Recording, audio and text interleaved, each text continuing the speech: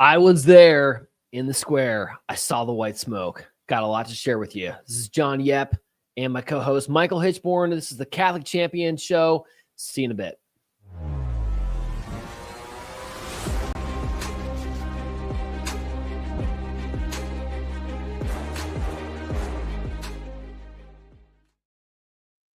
Raise your hand if you have been in a papal conclave or you've seen white smoke in the audience. So, well, you can't raise your hands, but those of you who are listening know if you ever had the chance to be there, it's an amazing, amazing, perhaps once in a lifetime event, unless you're living in 1978 where you saw 3 in one space of like 5 months, right? But special moment, and we're going to share some firsthand knowledge. I'm back from Rome, still jet lagged, but I'm here. Michael, what's going on? How are you? Well, I'm hopeful, actually. Just looking at the way things are going. What's that? To quote the Jubilee, hope does not disappoint, right? The Jubilee year phrase. Yeah, that's, it's kind of interesting, maybe providential that this year is the Jubilee year of hope. So I am hopeful, but, hopeful with eyes wide open. I think the last 12 years have taught us that we need to have our eyes wide open, regardless of the situation and who's at the helm. We need to be aware. We need to be the eyes and ears, especially for a good holy pontiff. Just be aware, see what's going on, keep things informed. That's what it's about. And, I think we'll probably get into this later, I'm sure, but the amount of this has to be the most lay involved. This was the most lay involved conclave we've ever had. I would argue that. And why? Here's why. With the advent of explosion of social media, especially over the past 12 years, where we had a robust Catholic faithful who obviously were aware of some of the crazy stuff coming from Rome, that they really grew in force and size and zeal to hold the Catholic line like they should speak up to, as we're called to, even through canon law, right? So we have this very strong Catholic base, especially in the United States. People like Taylor Marshall and others who put it out there when same-sex blessings were effectively endorsed. We were all over that. So you had this very strong Catholic lay faithful watching this, growing stronger since 2013. Pope Francis passes away. Conclave, combination of that and combination of social media, X, everything. We were on this, right? Yep. Was that fair to say, Michael? Absolutely. This is my 5th conclave in my lifetime. Wow. I was around for the short sequence of conclaves after Paul VI died, then John Paul I, then John Paul II. So rapid succession there for the first 3. I was very young when that happened, so I don't remember it. But I do remember seeing video archives. I've seen newspaper clippings. And the thing is, back in the 1970s, people woke up to the news. They woke up to what was reported in the newspaper or what they saw on the 6 o'clock news the evening before. So when you're looking at international date lines and international timelines, the fact that people in the world they only got the news either through what was reported on the television at the time, and that was after they did all sorts of work to put the news stories together, or next day in the newspaper. So not everybody knew about the election of a pope right before the election of another pope and that kind of thing. So back in the 1970s, way different. But today, now that we've got the advent of social media, what did we have? We had the star of the show, which was a seagull sitting right there, right next to the smokestack. Everybody was watching this seagull, commenting on the seagull. They even created some sort of weird X account for this particular seagull, making updates. So kind of silly and ridiculous. But the fact of the matter is, the whole world was watching all at once, and the news came together all at once. Everybody knew at the same time. So this is a completely new era in the world for us to be able to see in real time what's happening in one spot in the world. Everybody's paying attention. So what was it like there on the ground? I can only give you my perspective watching from the United States, but I know that, and it's the same perspective as everybody else around the world, but you were there. So what was it like being there in person? One more note just on the lay involvement, which is funny because I guess we got what we wanted, what the bishops and church wanted, more lay involvement, more active participation, right? The very report that the cardinals themselves used to know who the other 137 electors were, because remember, there's so many that were named, they didn't know each other. That very report, who produced that? Was that the Vatican? Was that the church? It was the lady. The college, what was called the Rome report, the College of Cardinals report, right? Produced Penton and Diane Montan. I was with both of them actually right after Pope was elected. Those two individuals, they produced this 500-page document. Was online, their website, and then also printed up. They were literally handing it to the cardinals as they were going into the sessions. You can say whatever you want, but that became the number one reference book. Even when I was on news, obviously we did a lot of media coverage. The media themselves were asking me on the spot. They would pull this up and they're like, the College of Cardinals report says this. I'm like, this is crazy, you know? So truly it was lay involved. That's a good thing, especially when you have a lay faithful who's just so really zealous for the teachings of Jesus Christ and the church. And I think it had a real effect on who came out on the loggia last May 8th, right? Okay, so yeah, I was in Rome. What experience. I mean, talk about perfect timing. I mean, I had to kind of plan. I couldn't be there for 3 weeks just because of commitments back home, but got there on like May 7th, the day the conclave started, and was already planning to come back on Saturday. So it was kind of a shot window, like, okay, are we going to get this conclave or not? Am I going to miss this? I had been there for Francis' pontificate or Francis' election and will not forget that. I ran it's a whole story of itself to have been able to run like 2 miles in my seminary in blacks to make it for the square. But this was much different. We got, we had the first vote on Wednesday evening, black smoke. Next morning, you had the 2 votes, black smoke. They went to Pranzo, the lunch. And Michael, at that moment, at around like 2 o'clock in the afternoon, you're always stuck and we got to pray for the conclave, we got to pray for the Pope, we got to pray for the Pope, right? And I just got the spiritual sense that we really had to pray. I had to pray. And I don't know if it was call it God or just my own intuition or whatever, but because I was thinking about, okay, this is the moment when they're all in lunch, Pranzo for, Italian for lunch, right? And they had 3 up to that time. They had 3 sessions, and we kind of knew. Some of us thought that this would be kind of a quick conclave, but they had the first vote, so it was clear who the front runners were. Okay, and that lunch time, when they're all mixing around and getting their plates and food or whatever, and is when the deals are being made. Yes, deals or commitments or talking back and forth, right? That's the time when we had to pray. So we did this Divine Mercy right from the rooftop of one of our hotels, and we did it live, and that just felt like the right thing to do, to really beg for God's mercy upon our church, which has suffered a lot these past 12 years. Yeah. And we prayed that, and then I was kind of going back to my hotel room and just tired from the afternoon sun. Rome was very strong sun, kind of like Arizona here, and the white smoke came out. By the way, Michael, where were you when the white smoke came out? Where were you? I was at my desk. I was at my desk. I was doing some work, and I had a little bit of video running just to kind of keep up, and then I would turn it off. Turn off the audio because the commentary was causing me to.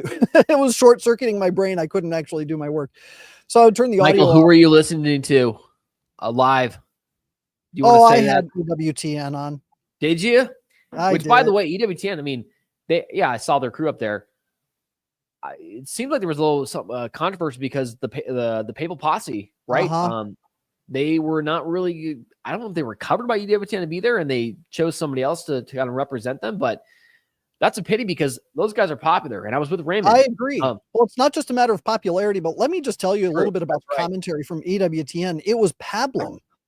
It was just pure pablum coming from EWTN's commentary team. They were awful. They weren't helpful in anything they said. They just gushed about this and they gushed about that. It was all emotionalism.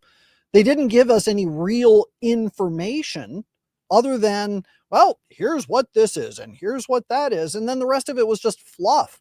So it was really disappointing. So I had to turn the audio off because it was short circuiting my brain. And what's that? Coupled with not just EWTN, but the whitewashing of the Francis pontificate. Yes. Not to beat on a dead guy's grave. That's not the point. But you want to fix the problem, you have to address the problem. Well, right? You have to even acknowledge that there was a problem. Absolutely. And they didn't even want to do that. They were just, and Pope Francis. Yes, you're right. They were just cheerleaders. And it was really it was unfortunate. So anyway, I turned the audio off and then I get a text message, white smoke. And I was like, really? So I turn it back on. I'm sitting there watching. Everybody's cheering. Which Cardinal sent you that text message, Michael? Okay, don't reveal that. Never mind. All right. So anyway, so you get a text message, white smoke. Then what? Yeah, I get white smoke. And so I turn the video back on and I'm watching the live feed. And of course you've got all the cheering and the excitement. And then the next thing you know, everybody's, it's like ebbs and flows in a concert. You hear loud cheers. Well, what are they cheering about? Oh, no, nothing. Something was happening down below. Oh, more cheers. And you're waiting and waiting. I think it was like an hour. No, it was longer than an hour. It was almost an hour and a half before the announcement of who it was by name of the cardinal. And then you had the Habemus Papam, the announcement of what name he had chosen. So, and I'll be completely honest. I was on the edge of my seat, just chewing my knuckles, waiting to find out who it was. And when Cardinal Robert Francis Prevost was announced, I felt like someone just gut checked me. That was a difficult one to take. That's raw, man. It's honest. Yep. Yeah. However, I have to say that I am cautiously optimistic, and that I certainly am hopeful with some of the externals. He came out onto the loggia wearing the traditional raiment. And coming out with that particular raiment is a clear signal of departure, at least to a certain extent, from his predecessor, who came out wearing nothing but the simple white cassock. So that was a stark contrast. On the other hand, he, like his predecessor, is not wearing the traditional red shoes. So a little bit of a mix, but I have to say I am hopeful given some of the things that I've seen so far. White smoke notification. I just got back to my hotel room, pretty tired from the jet lag, and you're not really sleeping. And I remember when I heard that from my team, there's been white smoke spotted in the square. My first thought was, dear Lord, not now. Can you wait till tomorrow? I'm so tired. I don't want to do this. Right. But you quickly recover. You slam a cappuccino on the way down, or one of those shots, and I'm running across the square. I mean, the square was already pretty much packed. Okay, just and all the way down the Via Conciliazione too, right? Already packed. And at that point, I was kind of bummed because I'm like, okay, I want to be somewhere special, kind of close. It wasn't gonna be that close, and also we're there. Catholic for Catholic was there to cover it and pray about the event, also cover it, the whole thing. But what happens when you have 100,000 people jammed into a little tiny area? Boom, no cell phone signal. It goes off so I'm like, oh my goodness, this is bad. What am I? Okay, I'll just take it in like everybody else, which is still amazing, right? Welcome to Rome. Welcome to Rome. However, God was good, and I had remembered that I just done this interview with Newsmax, and they knew someone up there where they had their perch on top of the best location, honestly, the best location for overlooking the square. They probably had to pay big bucks for that, right? But a friend let me up there on top, so there was right on top of the rooftop. There, I'm like, this is amazing. Okay, so first, like, okay, I'm about to see this. We were, like you just said, we were waiting. It was like hour and a half period after the smoke came up, and we're waiting for it to be announced. And I am, okay, this is great. I'm just going to take this moment of history in. And I'm like, okay, do I have any signal on a phone? Looked at my phone. Nothing, like zero. I'm like, oh, darn, I wish I could call on someone's show. And I had sent a message to Charlie Kirk's team just shortly before, like, hey, I'm white smoke. I'm running through the square. I'll let you know if I have signal. And they had sent me a Zoom link, and but tough luck, nothing there. So I was pretty much gave up because there was no Wi-Fi. I had a pocket Wi-Fi, didn't work. And then the last resort, Michael, I saw this ragazza, Italian girl. He was kind of working there on top of the stage with her coworker. And I'm like, they probably have like a local Wi-Fi. Maybe it's got better access. So I just asked them. I said, by chance, do you have Wi-Fi? And they looked at me like, yeah, we do, but it's got half a bar. I'm like, give it to me. So she shared the password with me. I remember it. I remember the password. I can memorize it. I haven't even memorized my own home password, Michael, but I memorized the home password of this password for this Wi-Fi was Terraza 2025 exclamation point. Boom. Punch that in, Terraza 2025. Now audience knows I've just revealed a password for one of the Vatican purges. You can use that next time you're in Rome. And half a bar, got on the Zoom, was there with Charlie and his team, Charlie Kirk, and was able to just communicate to the audience in real time the whole happenings. And like you, Michael, he comes out, Gaudio Magno, Annuncio Vobis, with great joy we announced to you the Pope. Now, the square was so many people and the audio wasn't that great, but because I had the earpiece in, and by the way, I had to be far enough away from the Newsmax crew so I wasn't annoying them because I didn't want to be talking and disrupt their live feed. So I had to like kind of walk on a balcony where it's like if I walk too far one direction, I wouldn't be speaking to you today. I'd be in the hospital from a fall. So it was kind of tricky. And so I'm holding the phone. You'll see my hand. If I'm shaking, you'll see that video. It's because my hand was shaking or was holding up for like an hour and a half my phone trying to do the interview, right? So pure agonizing pain, physical pain to deliver the message for you. That's how much we believe in it, right? And anyway, so the audio was, we couldn't hear this when the name was announced. It was like we couldn't hear. It was like in 1978 all over again when they said Carol Wojtyła's name. Everyone's like, what? Who's that? Right? Yeah. But I had the earpiece in through Charlie's show. I could hear it. So I literally broke it to the Newsmax stage. Those who weren't actually on set, like all the people gathered there, who the Pope was. Mike, you're going to laugh. Do you know the person I literally told it to? We already talked about this person earlier today. I told Raymond Arroyo. No kidding. You broke it to him? Raymond Arroyo was standing right next to me. He wasn't on a live feed at that more interview, but he was up there and he didn't know. And so I told Raymond, I said, Raymond, it's Cardinal Prevost. Now I won't tell you what his reaction was on it's off the record, whether it was good or bad. He can share that himself, which he probably has already. But that was cool. So yeah, gut check too, because like you, we were hearing different things because there was that weird, ironic 24-hour news cycle on May 3rd where every single major newspaper, a lot of the major ones, New York Times, National Catholic Reporter, Catholic Herald, the Pillar even, they did this just big PR push for Prevo. Yeah. And I hadn't known who he was. So that anytime you see like a major PR push from the liberal tending newspapers, instinctively you're like, okay, something's up here, right? Talking points. So, I was a little concerned. And so if you see our hit on Charlie, you can see me live at the moment when he comes out. Yeah, I was a little nervous. But we've been proven wrong, haven't we, a little bit so far, Michael? I would say so. He hasn't really done anything official. He has made some actions. He's made some statements that were solid, by the way. Wait, he talked about Jesus. Yes. It's amazing. Afterwards. So we have a Catholic Pope. It's great. This is a true story.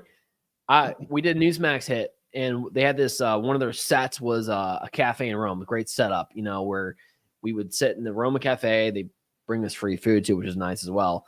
And I had Rob Astorino from Newsmax. And then on my right, I was Senator Santorum. You can see a couple of our hits there. So during the breaks, Senator Santorum and I were he had his phone on. He was looking at the homily that Pope had just talked about. And we looked at each other. We're like, this is great. he's mentioned Jesus all over again. I mean, those of you are like, well, what's wrong? What's up with that? Well, that name's kind of been missing a little bit these last 12 years in different points. A lot more of the fraternal language, like a lot of the horizontal dimension language, love my brother or whatever, but not the vertical, like Jesus Christ, right? In the papal documents. So that was a refresher. It was really good to see. I completely concur. No, it's been very refreshing hearing the things that he's had to say. I did notice he was going through, I think it was St. Paul Hall, and there were people on either side, and he was greeting them left and right. And as he was approaching, there was somebody holding the rainbow-colored Pace flag. So it's just for some background, the Pace flag is basically an anti-war flag. A lot of people think that it's the LGBT flag. It's not. It's an anti-war flag. It's part of I think it's the it's the De Colores movement. So anyway, it's anti-war. And he saw the rainbow flag. I don't think he actually really recognized what it was in particular. And as he's going through, he turns his back to it and starts shaking other people's hands. It was a very measured move. It was very, I would say, organic in his approach, because he was shaking hands to his left, then he was shaking hands to his right, and back and forth. But I do think that his shift to the right away from the rainbow flag was calculated, and it looked pretty clear that he was effectively trying to avoid that particular scenario, so that let's face it, any photograph that's going to come from the media of the Pope shaking hands with people over a rainbow flag is going to be extremely negative, whether it comes from the right or the left.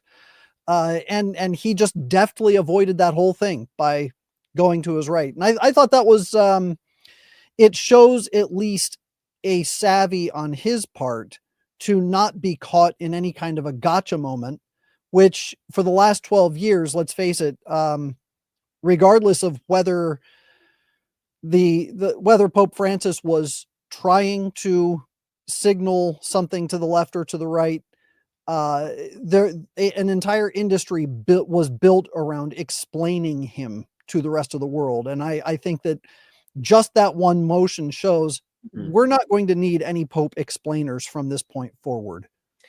It was really good. It was a mark of prudence, and that's it's the auriga virtutum, is charioteer of all the virtues, right? It's prudence, and to have that already shown from the supreme leader of the church, that's a gift. And I think also all sides it's a human tendency. We want to claim this Pope is this, that Pope is that. He's our side. You have Cardinal Zupich inviting him to Chicago. You have Zelensky inviting him to Ukraine to kind of like angle him and baptize them in their own right. And none of us have the power to do that, really. He belongs to Jesus Christ now. He is the vicar of Christ. He's going to operate as much as it's impossible not to. You're in the world, but not of it. You're going to touch political realities around you, as popes have done since the time of Peter, right? But first and foremost, it's a spiritual figure, and it's going to surprise all of us. None of us have a right to claim this, that, the other thing, right? So we jump into the interview which everyone's talking about. We were on Piers Morgan's show. I wasn't the star of the show. The Pope's brother was the star of the show. I was able to be on a panel afterwards and talk about it, which was still pretty neat just to be on Piers Morgan. But I want to just go through the part where Louis Prevost, he has two brothers, kind of share some interesting things, and we can comment on that. So let's tee that up and let's start showing that. Is the new Pope. Just try and put it into words. I've been trying to do that for the last 3 or 4 days, and trust me, it's very difficult. It's mind blowing. It's just incredible to think my little brother is the Pope. This doesn't happen. Things like that aren't supposed to happen to us. No, I can't believe it's real. I know he's had that vocation since he was small, and I don't think he ever had any intentions of being where he's at now, but when it was announced and I saw him on the balcony at the Vatican, yeah, like when you die and your life flashes before your eyes, my whole life from when he came about till now was flashing through my brain. And it's just been nonstop since then. I try to express how excited we are, how happy we are, but there's a flip side too. Yeah, this could be trouble for us. And some of the things I've said that might reflect back on him, who knows? But I think he'll be a wonderful Pope going forward. I'm guessing one of the best the church has seen in our lifetimes, for sure. I'm going to come to you pause right there? stuff that you. I just kind of want to touch on this. It's extremely important to get you can get the mind of the man in the white cassock just by understanding the people closest to him. Precisely. So this is his older brother, and he's already expressed a concern with how the things that he has said could reflect back on his brother, the Pope. And so a little bit of background, I looked into some of his social media postings. He's very much to the right. He promotes a lot of very Republican things. He says a lot of Republican minded things. So with that in mind, he says things that are very strong with regard to what's been going on with the immigration crisis that we have in this country. And when you contrast that with some of the things that I've seen, Cardinal Prevost, and I want to make that distinction, Cardinal Prevost versus Pope Leo. When you look at some of the things that Cardinal Prevost has posted regarding immigration, it would seem that the two of them are at loggerheads, because Cardinal Prevost was very much in favor of, helping these poor people, helping the poor, helping the migrant and the worker and that kind of thing. It sounds all very USCCB. But when you consider that his brother is very much to the right on this issue, and Cardinal Prevost is very much of the middle of the road, maybe to the left on the issue with regard to the USCCB perspective, it seems like they're at loggerheads, but they're not. And I think that having them grown up in the same household, being close to each other through the years. Now, Cardinal Prevost has his experiences in Peru. He worked in Peru. He did all kinds of things in Peru. So he has his perspective and he brings that to the table. But because his brother is so politically involved, it would be impossible to discredit or discount what his brother's perspective is, because I'm sure they've spoken. I'm sure they've had these conversations and they've probably argued about the issue. So the fact that he was concerned about how the things that he has said would reflect on his brother, well, it's important for us because now he's our father, and he's the Holy Father to his older brother, which is a strange position to be in for Lou. But I think that it's a good thing for us to see because it gives us an insight into the man. And even Michael, think about this. Even if they're on totally different sides of the issue completely, the fact that he obviously is not ostracized from his brother, as oftentimes happens in families, especially with politics, and that continue to have this conversation. That's also a great thing too. That there's a true dialogue, like back and forth. They're going to talk. They're not just going to turn their shoulder, right? So even the fact that they have this close relation, the three brothers, they get on a call apparently a few times a week and have a conversation. They've done it for forever, right? That's great to hear. So should we pick it back up? Yep. Your little interview there with Steve Bannon. Yeah. Now I know Steve Bannon. I don't know if he knows me, but we served together on the same ship in the Navy. Really? And I know what he was like. Yeah. So I keep trying to get him to come to our reunions, but I don't get a response. He probably doesn't remember me. That's fascinating. Well, as you know, he was very disappointed because he thinks that your brother is going to turn out to be a very liberal pope, following on from Francis, who we had obviously a great relationship with. I mean, what's your response to that? Do you think he's going to be a very liberal pope? No, I do not. I don't think he's going to roll back the changes that Francis made. I think he's going to, here we are, let's continue down this path. Now, I don't see my brother, when we were growing up, he wasn't like super political. He's not left, he's not right. He looks at the whole scene, takes information from both sides, and somehow finds a way to go down the middle and not ruffle too many feathers. As far as church law goes, he's okay. So my brother is not left, he's not right. He takes information from both sides, good thing. And he makes the best decision, which doesn't ruffle too feathers. I mean, I don't know if that's like, I mean, Pope Leo might not see it that way. This is what makes him make that decision, not just not ruffle feathers. But all in all, I think it's a pretty good thing, right? Sure. If I were to interpret what he meant, what Lou meant, not that he was saying he didn't want to ruffle feathers, but more that he was looking for the Catholic perspective, that you have political left and right, which may or may not have a moral perspective to it. I mean, you can have two people of a goodwill disposition arguing over certain aspects of immigration policy. You can have one that says, hey, look, we need to process people coming into this country and figure out exactly who they are and how it's going to work. And, you know, maybe my process is going to take forever and somebody else's process is a little bit faster. And the two can argue about that particular issue. Now, the one who says we want the slow process might be considered Republican. The one who wants the fast process might be considered Democrat. But at the end of the day, what the Pope wants is what is just, what is moral, and what is sound. So as the Pope, his position is not to tell you the process. I'm not here to tell you how this is done, but I will establish moral principles upon which you can build whatever process you create.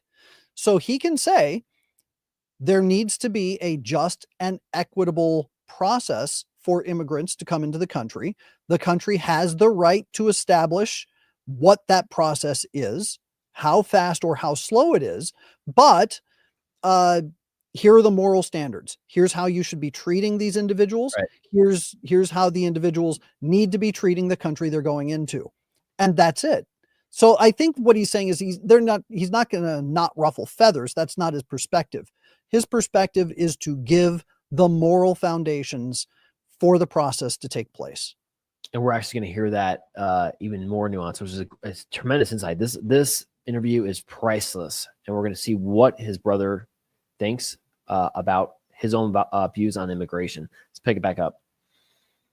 Well versed in canon law, church law, theory, religious theories, theology. He's a big believer in canon law, which is basically that's the church, right? How the church behaves. So I don't see him pulling in tighter than what Francis has done, but he'll maintain that. If he sees something he doesn't like, I know there was a comment about President Trump's immigration policies and how he didn't agree with that. I think you'll find, my opinion, a lot of the Catholic Church just basically believes human people have a right to exist wherever they're at. But I think he also understands there's laws involved. You know, the U.S. has laws. Every country has immigration laws. If you're here somewhere legally, okay, fine. If you're here illegally, yeah, the law says you're not here. You need to follow the law. He may take offense with the method in which they're moving people out and comment on that. But I think when it comes to the immigration law says you have to enter legally and do the paperwork. And if you haven't done that, there's no difference really between you violated U.S. law against you violated church law. You know, you're not going to get excommunicated because you crossed the border from the church, maybe, but you still have to follow the rules of the law. I mean, Jesus kind of hinted at that when he said, give unto Caesar what Caesar, give to God what's God. You got to play within some set of rules. So I don't think he's going to go pull the church hard left. I think he'll just be down the middle. If and when he meets with President Trump, I don't doubt there'll be some bumps in the discussion and some heated conversation. I don't think either one of them will blow up like we saw with Trump and the Zelensky in the White House, because he's not that kind of a person to get argumentative. He's got the ability to explain himself, where he's coming from, clearly and distinctly, so that with any kind of luck, they may agree to disagree, which is fine. Okay, that's how it's going to be, but we're not going to be enemies over it, or the Pope's a jerk and he's a communist sympathizer, whatever. I don't see. Well, the suggestion is that your brother, it may be a touch on the wall. That is just music. I mean, historians, but what a normal thing. That's pretty much that's what we all believe, really, as Catholic Americans. Respect the rule of law. And do we take issue with how that's what he says, bro says he takes issue with how maybe the deportations are carried out?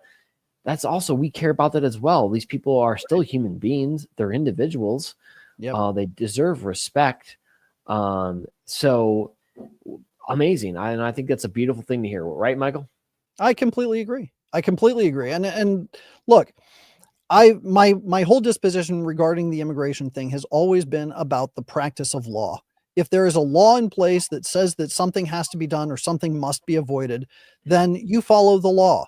And if people are circumventing the law, or in fact are getting paid to circumvent the law, then something has to give, and you have to start prosecuting. You have to arrest people who are doing something to violate that law. If you don't like it, change the law. And that's, if you don't have rule of law, you don't have any rule at all. And that's really kind of what's at issue. So anyway, I like that perspective. I think that setting moral precedent and setting moral foundations without getting stuck in the minutia is probably the right way to go. Let's pick it back up. Woke side. I know you're pretty anti-woke yourself. Can you confirm or deny that your little brother is woke? I don't know that I'd even go that far to say he's woke. He's probably much more liberal than I am, but that's us. And again, that's his position as a priest in the church, as part of the clergy, and all the time he spent in Peru with those people.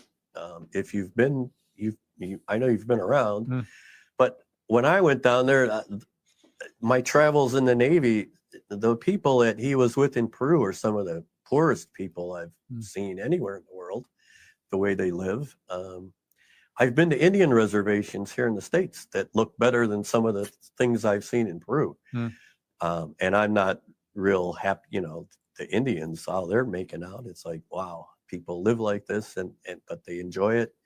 And they love when he comes by down there to see. What will his view be, do you think, Lewis, of issues, hot button issues like women priests and stuff like that?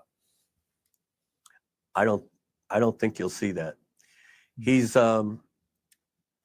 not anti-women. I think in his previous position, I recall something about he's with the dicastery of bishops, that I think he did involve women in some of those decisions and research on who to refer to Pope Francis to promote to bishop and cardinal, which had never been done before. That women were, oh, you're not allowed. You can't participate in any of this. I think you may find he will open up more things like that. Advisory positions for women in the church that they currently don't have. We'll cut it there. You get the idea. So he, no, there's not going to be women priests, right? That's a guarantee from the Lord, because that issue can't change. So that would be impossible. We know for certain that as a pope would never pontificate that because his infallibility would help him to, like, you can't change that, right? Priests can get married as a disciplinary thing that can change, but as far as women priests, never going to happen. Well, actually, just to correct you, priests cannot get married. Priests can, you can have a married man. In theory, I mean, they could reverse. That's my point. They could reverse it as a disciplinary measure if they wanted to. You can have a married priest, but they've never had a situation where it's ever been allowed for a priest to get married and to remain also a priest. That's a situation that's never. So it's a distinction. It's an important distinction because I see what you mean. So once you're ordained a priest, you can't, even like in the 22 other rites of the Catholic Church. Even the Orthodox have that as a practice. So, and even the, if I'm not mistaken, the current diaconate also in the United States as well. Yep, like if your wife dies when you're already deacon, you can't remarry. That's correct. So that's correct. Well said. Let's pick it back up and just priests to marry or women to be priests. I don't see him. He's not that liberal that I've seen. No. It's very interesting you say that. And what will his view be of things like homosexuality, for example? Well, there again, we know they exist. They're in the church's eye, I think homosexuality, marriage is not right. It's not correct, but at the same time, it exists, and it's a condition people have. They're in. The church can't just push them out and say, we don't want you. I think that he'll go more along the lines with Francis. We'll welcome you into the church. You may not be able to, legally, church-wise, receive Holy Communion, but we're not going to totally push you out, not allow you to come to Mass, not allow you to be Catholic as much as possible. I don't think we'll see him endorse gay marriage. Francis went to endorse or blessing gay marriages rather than doing the actual ceremony. I think because of his studies in canon law and his background, he's still at his roots. He's Catholic, and he follows the rules of the church, and he may be able to change some rules or modify some rules as Pope. I don't see him going there. I just, in all the years we've grown up together, he may be liberal on some things, but there's still that basic, you have to maintain, the rules of the church. Sounds like you might actually be a little bit more conservative. So I want to address this because I think that, first of all, his brother is speaking off the cuff. He's just kind of giving his thoughts, kind of trying to think about, well, what do I know about my brother? And he's trying to give commentary. But what he keeps pointing to is what the church teaches. And he said something about how Pope Francis gave permission to bless homosexual marriages. That wasn't actually it. Fiducia Supplicans gives permission for priests to bless same-sex couples. And then there was that distinction without a difference where they said, well, we're blessing the individuals in a couple without blessing the couple itself or the union. So it's very muddled language. I think that Pope Leo is going to be much clearer, and I think he's actually going to require far more clarity and get rid of this muddled language that people are going to go, well, what does this mean? Or what are we supposed to take from this? I think he's going to be very much clearer about what is meant and what is allowed, what is not allowed, and that kind of thing. So what his brother says here is that he's very much about the law. He's very much about church teaching, and everything that he said with regards to homosexuality, well, we kind of acknowledge that, yes, there are homosexuals, but hey, if you want to practice, if you want to be part of the Catholic faith, you're going to have to leave something behind. And that is a sinful lifestyle. That doesn't mean the proclivity necessarily goes away, but you work towards that end. So his brother, not a theologian, he's not a priest, not trained in theology, but he is speaking from the heart, and he is explaining what he knows about his brother. And I think that he does so in a fairly clear way here. It's yeah, I completely agree. I mean, that's again, we don't want to push Catholics out or push those people who are suffering from that out. It's not what we do, but we hold the line. We don't bless sin. And that's a pretty subtle comment, by the way, that he said, my brother is Catholic. Yep. Right. Which is also very telling.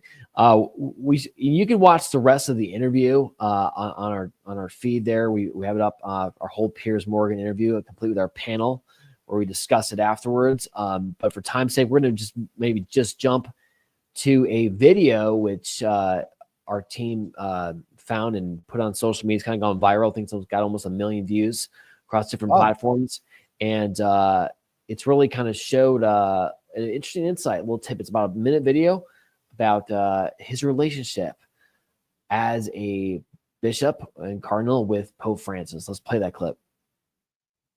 Buenos Aires en su momento, como yo era. Ayer sí se cumplen 10 años de la elección del Papa Francisco.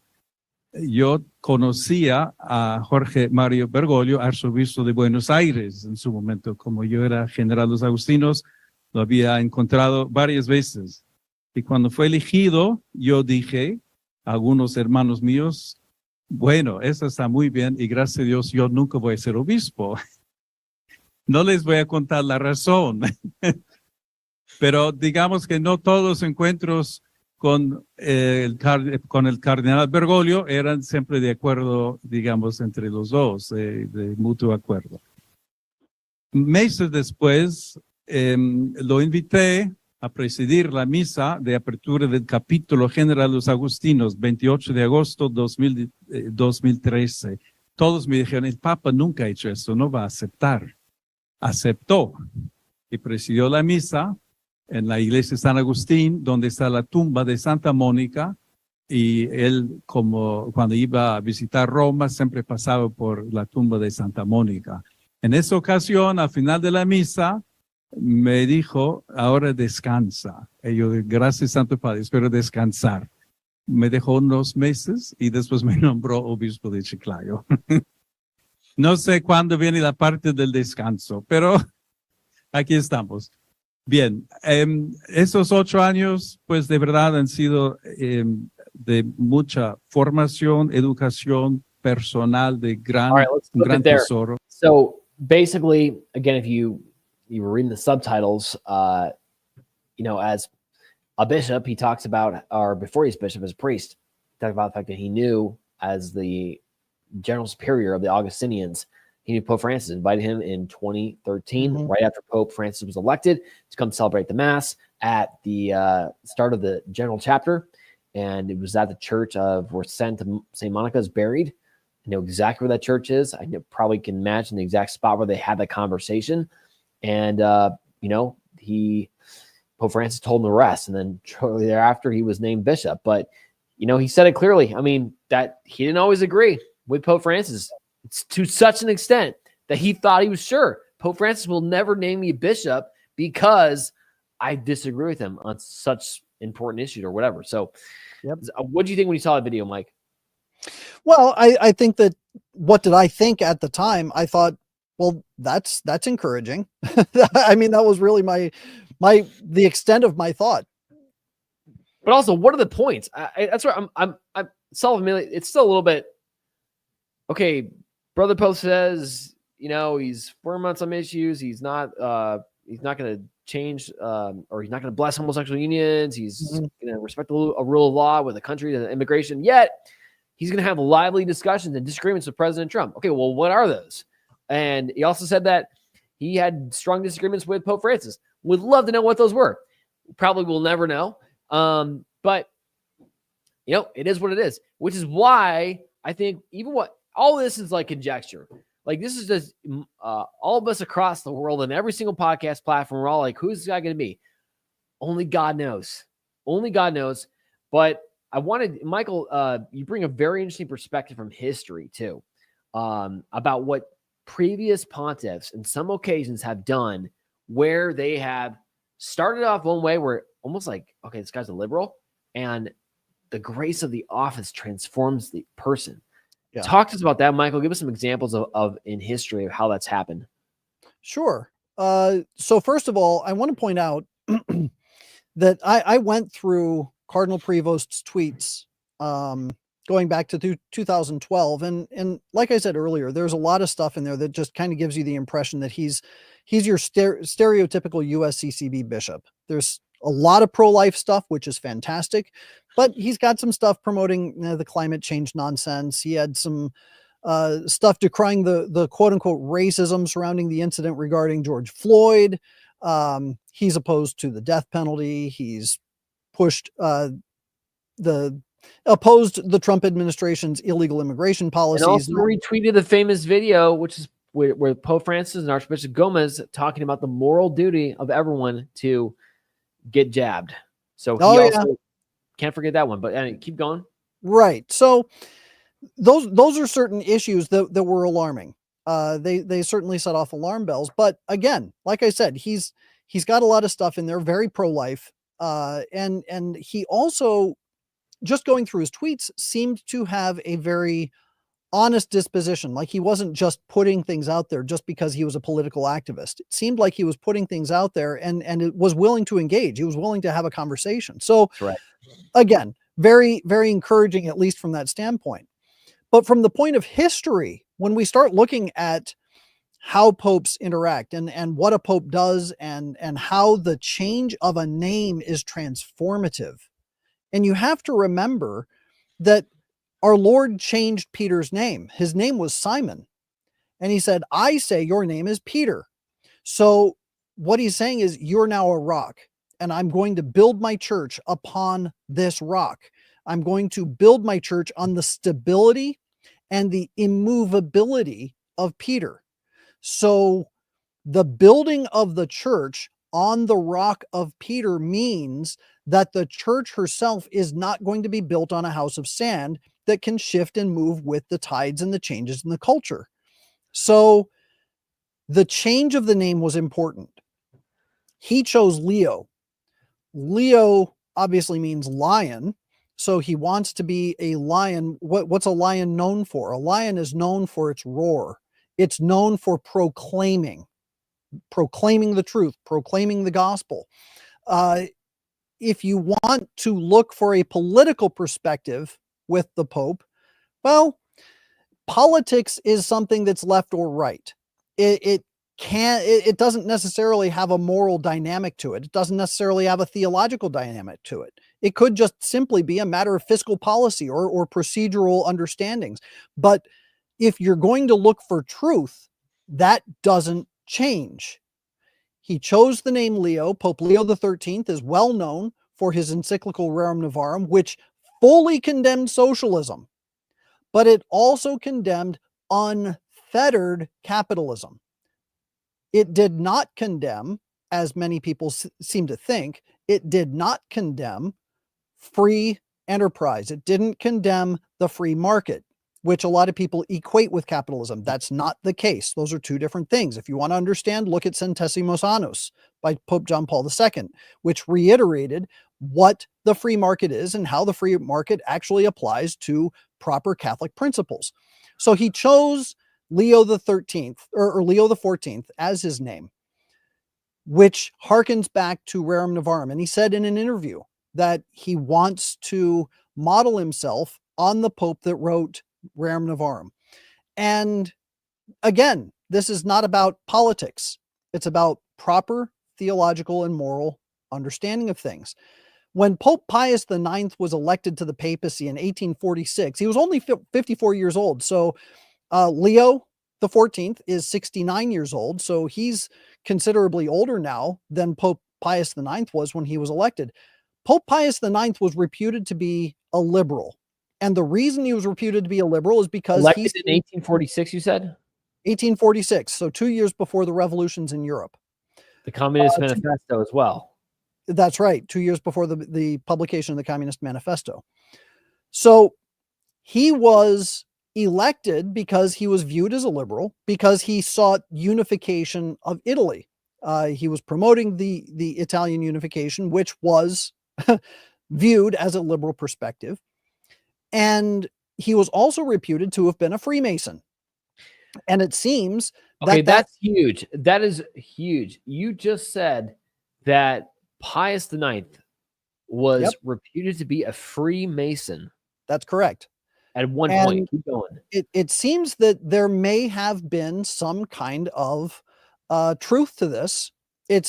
We don't have verification, and you have to take this with a grain of salt because Freemasons are liars. Okay. But in 1874, there was a publication called The Voice of Masonry. And in this publication, it says this: at the semi-annual meeting of the Grand Lodge of Masons, Scottish Rite of the Orient of Palmero, Italy, on the 27th of March last, meaning 1873, Pope Pius IX was excommunicated from the order, meaning excommunicated from the Order of Freemasons. The decree of expulsion was published in the official Masonic paper at Cologne, Germany, and is preceded by the minute of the lodge in which he was initiated. So this is saying he was initiated in the Masonic Lodge in Cologne, Germany, and that the minutes of the lodge indicate that he was expelled from the lodge here. This is what the minutes of the lodge in Cologne said. A man named Mastai Ferretti, who received the baptism of Freemasonry and solemnly pledged his love and fellowship, and who afterwards was crowned Pope and King under the title of Pio Nono, and has now cursed his former brethren and excommunicated all members of the Order of Freemasons. Therefore, said Masti Ferretti is herewith, by decree of the Grand Lodge of the Orient, Palmero, expelled from the order for perjury. So you can take with a grain of salt that this happened. It's not something that we have any other form of confirmation of, but we do know that he was reputed to have been a Freemason, and we do know that the Freemasons, prior to being Pope, that's key, obviously, right? Does the minutes say when he was initiated? It says he was initiated as Maste Ferretti. But prior to his decree as a Pope. Okay. Right. Okay. And then is Pope Pius IX the one who first laid out that if you are a Mason, you are excommunicated? No, this goes back much earlier. But the because this is 1874, I think it was the first excommunication of Freemasons came back. I want to say about 120 years prior. Wow. So yeah, so it was already an excommunicable offense to be a Freemason, which means if this is true, then Maste Ferretti was excommunicated prior to his having been elevated to the papacy. If it's true. All right. Again. Keep going. Big grain of salt. Take it with a big grain of salt. But this is huge because what it shows is how transformative the office of the papacy is. Pope Pius IX is known specifically for writing his condemnations of liberalism, moral relativism, secularism, Enlightenment thinking, and his condemnations of Freemasons. When you look at all of those things together and you take it together and you say, all right, he was elected as a liberal, possibly as a Freemason, and he turns right around and he condemns all of those things which the liberals and the Freemasons promote. Therefore, we can say definitively in this instance, the grace of the office transformed him. So a lot of people want to look at Cardinal Prevost's tweets. They want to look at his previous actions as a cardinal and, well, did he cover this up, or was he promoting this homosexual thing? Did it seem like he was, whatever it was, whatever his position is, whether you think he is a liberal or not, the fact of the matter is the name change and the grace of the office is transformative. And we can say for sure that we have a Catholic Pope. That's a very, very powerful reflection. And I think people need to hear this all over. So if you're listening to this show right now, get that out there, because the grace of the office can transform. It's not a given. Doesn't mean a pope's going to cooperate. We've had popes in the past who've not cooperated with the grace of the office and been disasters, right? But we've had, as you're kind of pointing out with Pius IX, probably that was the case. Also, during the pontificate, what about the fact that he had major graces from Our Lady given to the church? We had the apparition of Lourdes, obviously, in 1854. You had a roughly, and then you had apparition of Champion, which is the show's named after in Wisconsin, the only proved apparition in the United States. Our Lady of Champion happened in 58. And then you also have La Salette, right? La Salette happened 1850s, right around there too. So you had three major Marian moments during the pontificate of this guy who, of course, liberal in the 1840s is way different the way we understand liberals today, but the principle is still the same in terms of the grace of the office can and does transform the person.